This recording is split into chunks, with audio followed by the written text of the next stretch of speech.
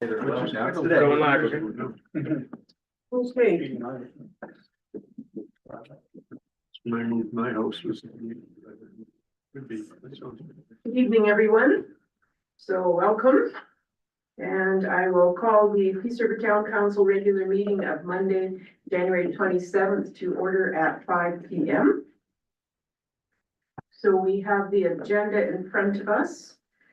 Are there any edits or additions or deletions? None, your worship, thank you. Good. Someone then move, forward. Deputy Mayor? I'll move that council adopt the agenda of the January 13, 2025 regular council meeting as presented. January 27th, great. Okay, all those in favor? Opposed, none, it is carried. And if anybody joins us virtually, can someone make sure I know? Thank you. We now have the minutes of January 13th, regular council meeting. Everybody's had a chance to look at those. Are there any edits to those minutes? I'll move that council adopt the minutes of the January 13th, 2025 regular council meeting as presented. Okay, everybody's clear on the motion. All those in favor? It is carried. Thank you. Public hearings, we do not have any tonight, nor do we have any presentations. So bylaws, we're on to the exemption to traffic and streets bylaw number 1746. And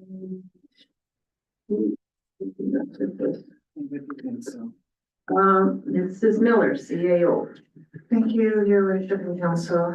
The request for decision has been brought forward to you. It's regarding an item in the traffic and streets bylaw number 1746 that we have has been brought to our attention. In particular, it's regarding a clause that speaks to a maximum of 6 meters in length of a vehicle being allowed to be within a residential zone. And essentially 6 meters, I've been told, is if I put a bike rack on the back of my vehicle, that would make it past 6 meters. So it's restricting people to have trailers, recreational trailers. It's restricting landscapers from being able to have a trailer towing their equipment on to service the residents and whatnot. So although we, with our new Director of Protective Services, we will be fully reviewing this bylaw down the road, we are bringing forward a request to be able to adjust clause 4033 and amend it to enable, as it's shown here, enable the vehicle not exceeding 8 meters in length to be parked on residential street, but then we also restricted it to certain types of vehicles. So for example, we wouldn't have a school bus parked there all day long. So the language there is looking for, again, nothing exceeding 8 meters, but enabling for loading and unloading, enabling for a moving truck. We have had circumstances in the past where people have been unloading their vehicle or moving into a residential area and has been brought to their attention the vehicle wasn't allowed. So this will enable those vehicles as well. And construction vehicles and holiday trailers. So we're seeking that amendment in this bylaw to be able to resolve those problems until full review of the bylaw comes forward. Thank you. Thank you. And I noticed in the notes that says none of which will remain parked in excess of 48 hours. So is the time limit too? Correct. Sorry, yes, I forgot to mention that. Any questions, Councillor Ford?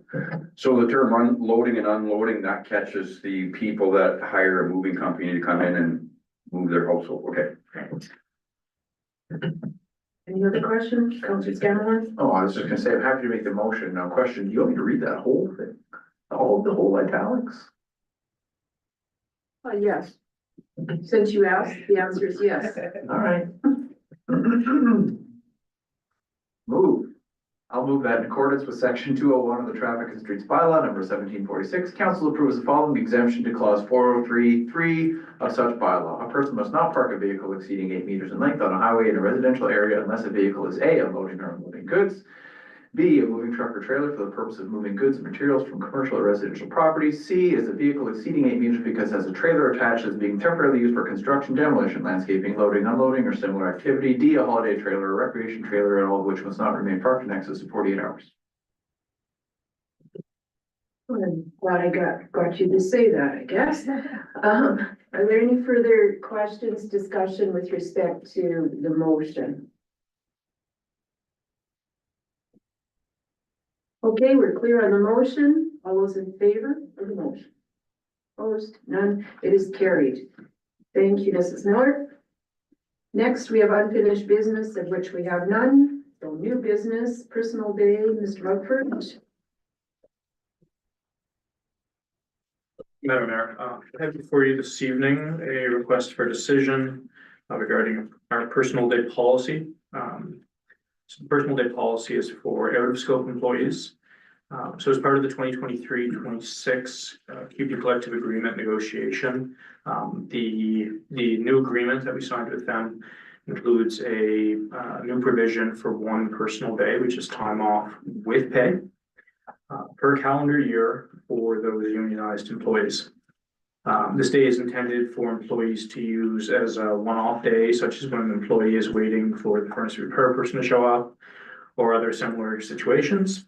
Staff are not permitted to carry the day forward into the next year, so it's a use it or lose it type of benefit. Currently, this benefit is only accessible to unionized employees, and the attached draft personal day policy outlines the standards, guidelines, and procedures for out-of-scope employees to access a paid personal day so that the benefits are more equitable across all team members. So option one is for council to adopt the personal day policy as presented. Advantages are it would equalize the benefits among all work groups within the town organization. It would maintain a modern and attractive benefits package, and it improves the work-life balance and increases employee morale. Disadvantage is a potential for a slight impact to operations in terms of lost productivity. Again, that's it's debatable, right? Because some would argue additional time off causes employees to be more rested, et cetera. So that's debatable as disadvantage. And the financial impact, so there's no monetary impact to the budget. Personal days would be mostly planned and pre-approved versus ad hoc. So it would minimize the impact in terms of overtime and staff shortages. And the value of a personal day for an employee equates to approximately 0.4% of their annual salary.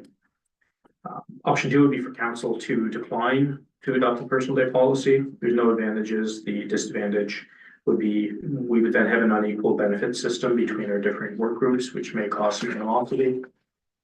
Option three would be for council to approve personal day policy as amended. The recommendation from administration is that council adopt the personal day policy as presented. Thank you. I'll take any questions. Councilors? Deputy Mayor Boychuk? So is there gonna be a pretty clear list on the policy on what can and can't be qualified for that, or is this a day that everybody's just gonna be given to use at their own personal use?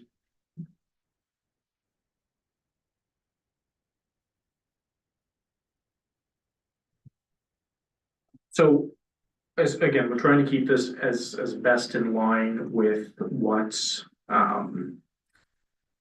was in the collective agreements. So it was deliberately left as a fairly vague thing. We do have language in there that has to be taken in full or half day increments. The employee shall request the days as far in advance as possible. And as soon as reasonably possible prior to the commencement of their shift. And that it shall not be unreasonably denied subject to operational requirements. So again, similar language to what would be in the collective agreement. Any further questions, discussion? Good thing. If no further items, then would someone be prepared to put forth the motion, Councillor Ford? Thank you, your worship. I put a motion on the floor that council adopt the personal day policy as presented. Thank you. Any further discussion? Everybody's clear on the motion? Okay, then, all those in favor of the motion? Aye. Thank you. Okay, and it is, approved. Thank you. Carried, I should be saying. And next up, we have Mrs. Miller, and this time ATCO Electric Renewal Letter. Thank you, your worship. The request for decision before council is to approve renewal of the franchise agreement between the town of Peace River and ATCO Electric. The agreement that is in place is, sorry, what year was it? We're in the 10th year, aren't we? About to hit the 10th year, and they have an automatic renewal for a 5-year period within the agreement. This franchise agreement provides ATCO with the exclusive right to distribute electricity within our boundaries. So part of the agreement states that ATCO, should they wish to renew the agreement, must give notice to the town 12 months prior to the end of the term, which they did give us notice. And the town must give written notice back within 5 or 6 months of the expiry of the term of the town's intention to continue with the agreement for a further 5 years. There's not really any benefit to renegotiating or looking at it. These agreements, franchise agreements, are pretty much developed in conjunction with the Alberta Utilities Commission. They're fairly standard. What council does have authority to change or alter is the annual franchise rate percentage, and we do bring that forward each year for council's consideration. This year there was no increased rates. So with that, we are just seeking a motion of council to authorize the execution or notification of an extension of this agreement. Thank you. Thank you. Any questions of the topic? Okay, would someone be prepared to put forward a motion on this matter? Councillor Carr? I would move that council approves a 5-year extension of the electric distribution franchise agreement between ATCO Electric and the town. Thank you. Any further discussion? Everyone's clear on the motion?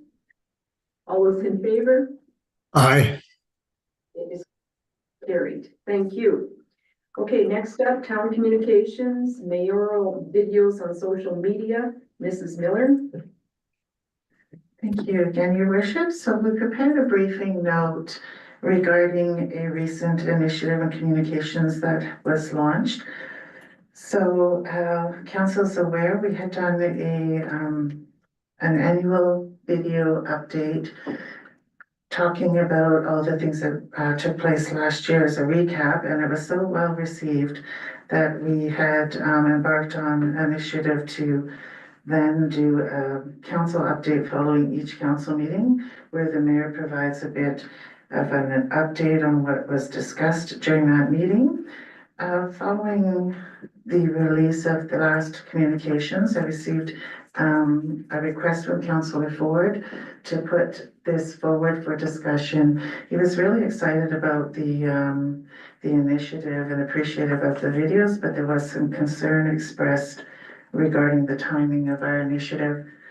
So as per priority number 3 of the CAO mandate letter, it does speak to communications and collaboration with several goals that are outlined within that mandate letter, specific to increasing engagement with residents and ratepayers and to improve our social media presence. So as you're aware, we've been working really hard to do so and to build trust and transparency with our ratepayers. So looking for a different perspective, understanding the concerns of the timing of this initiative being brought forward, we did seek the opinion of expert communications expertise outside of the organization, where the efficacy of narrow videos as a communication tool was presented for council's consideration. It's at this point in time, administration's intentions to continue forward unless given direction otherwise, taking the recommendations of the external consultant and ceasing the council meeting updates 3 months prior to election, which takes us to the end of July. And then we would go into that lame duck kind of pre-election period. Any updates from then on during that period would be given by administration. Thank you. Thank you. Any questions, discussion? Councillor Ford? First, thank you, the report, thank you for the report. It actually kind of surprised me because anytime there's a request, it's usually point council communications and next thing you know, we have a 2-minute discussion in camera. But no, thank you for the report. There again, that does address my concern. It's just, I still feel that it's just a timing issue for me. That's personal. Like for instance, Deputy Mayor Boychuk, maybe Councillor Scamahorn, maybe Brad on my right, maybe they want to run for mayor, but all of a sudden the mayor, and no disrespect, is being advertised on social media, even though it's just for updating the town or updating the public on the town's operations. So I do also understand the code of conduct that we just rewrote and everything. And I know there's been lots of talk about social media and basically, in my opinion, the way that's written, any 7 people around the table could do that video for you.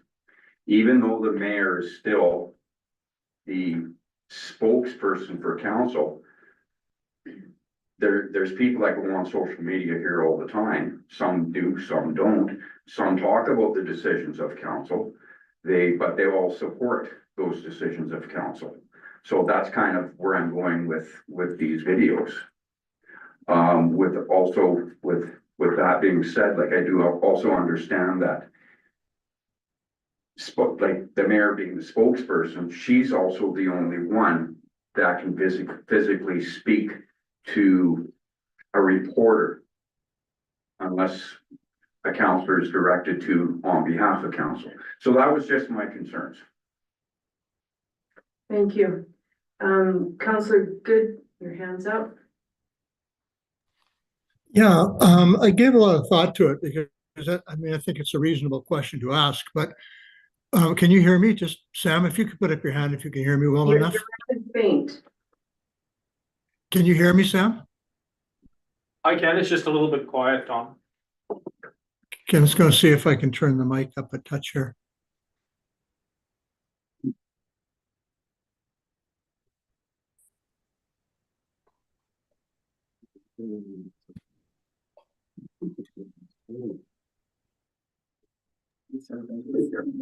Apologize, it's just making, oh, here we are. It's good, there we go. That's much better. Is that better? Yes. Okay, I'll go with this. And I thought, I can understand if people are considering running for mayor or whatever, but if you looked at it under a federal or a provincial perspective, you'd have a situation where at the upcoming part of an election or the upcoming part of a leadership review or whatever, that you could have virtually all of the members saying, well, I want a chance to do this, or I want a chance to do that, or whatever, or I want a chance to basically take the mayor's place. And it's not about advertising, it's about communicating with our citizens. And the mayor was elected for a 4-year term, not a 3-year term and then a bit, or a 3-year term and then some functions change. The functions of a mayor continue right actually up until the last day, the same as the prime minister is still, Prime Minister Trudeau, for example, like it or not like it, is still the prime minister up until there's a change. So I think under these circumstances, it just makes sense that the mayor would speak. I can see the accommodation for the 3 months at the end. I'm not sure that it's really necessary, but I think it's reasonable. but I don't think there's any reason why the mayor should not continue to fulfill the mayor's role. And it's not just the mayor's role to speak to a reporter.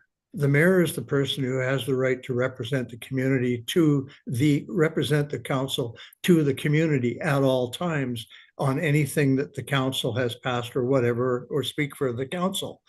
So I don't see any reason to change that. So I'll leave it at that. Thank you. Any further discussion? Suppose you're looking for a motion? Yes. I'll move that council accept the briefing note regarding town communications and mayoral videos on social media for information. Thank you. Any further discussion? Everybody's clear on the motion? Then all those in favor of the motion? Aye. It is carried. Everyone, thank you. Okay, next up, we have the reports. We have a Northern Alberta elected leaders minutes of November 8th. And just for your information, the reason these are rather late is it takes a while for the committee to meet again, accept the minutes, and then they're available for publication. So that's why November. Any questions about that one? As you can see with, oh, sorry, Deputy Mayor. I see in the Grand Prairie update, they converted one of their motels, 63 beds, I believe, into transitional housing.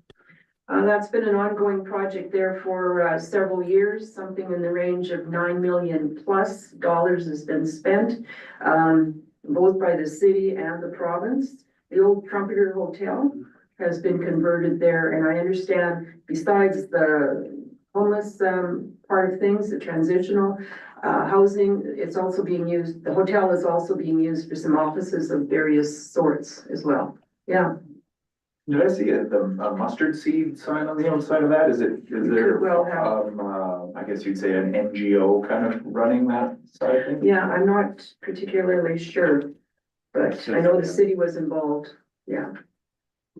Any other questions there? As you can see, municipalities, communities are expected to give a little information on what's happening or in their community or what the community is concerned about, sort of thing. So there was also a couple of action items there.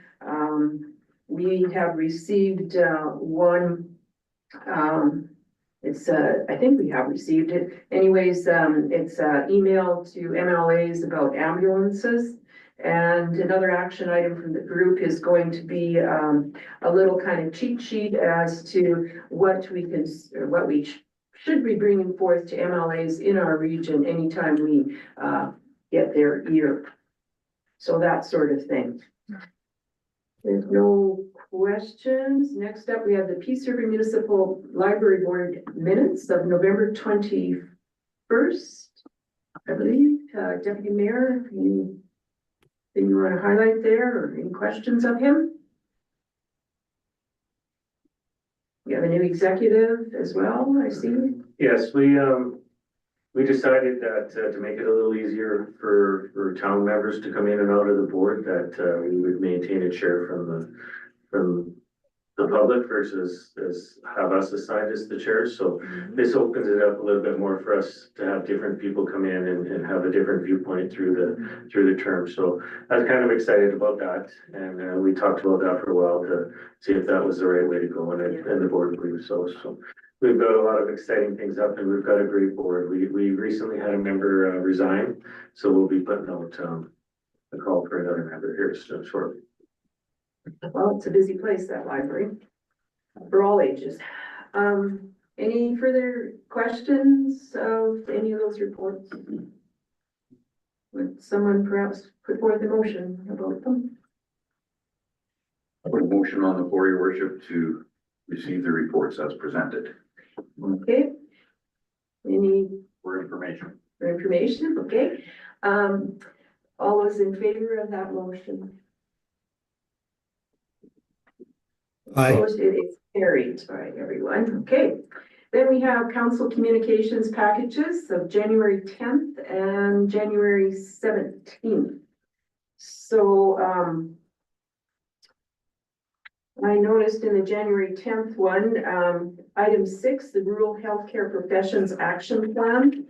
I think it's interesting that there's actually quite a few bursaries and so forth that our medical people can apply for to take courses to, you know, enhance their practice and so on. So, and that comes through RPAP, so it's good.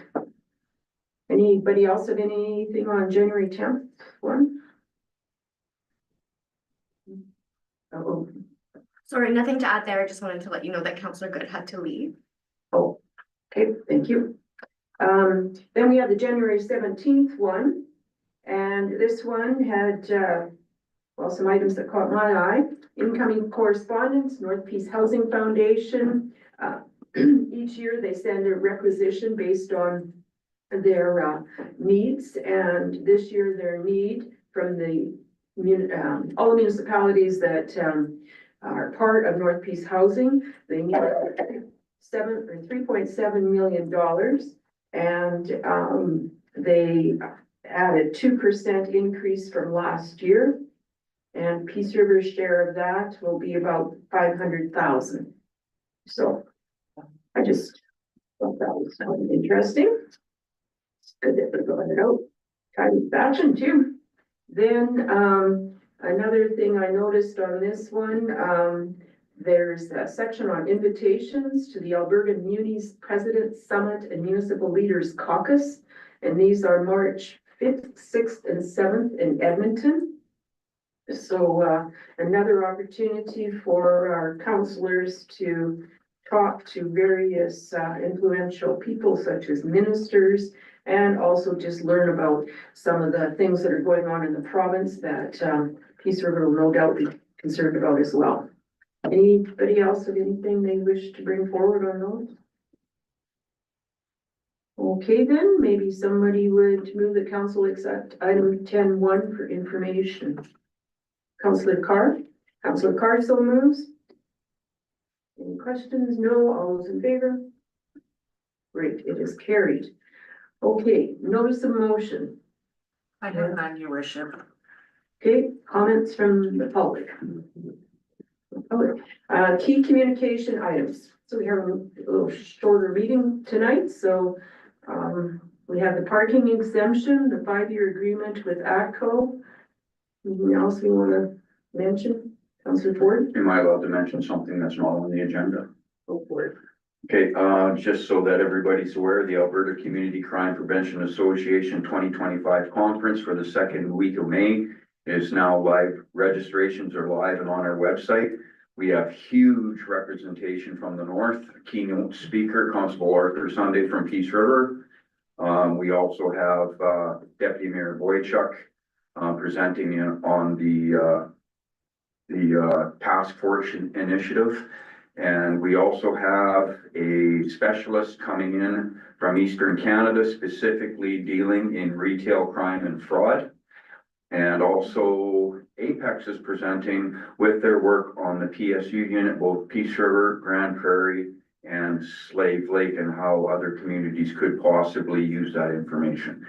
And it's up on the website, live, ready to go. And this year's conference will be in Edmonton. Okay. Okay, thank you. Anything else? Okay, that's it for communications then. So next up, we're going into a closed session. Does anybody need a break before that? No. Okay.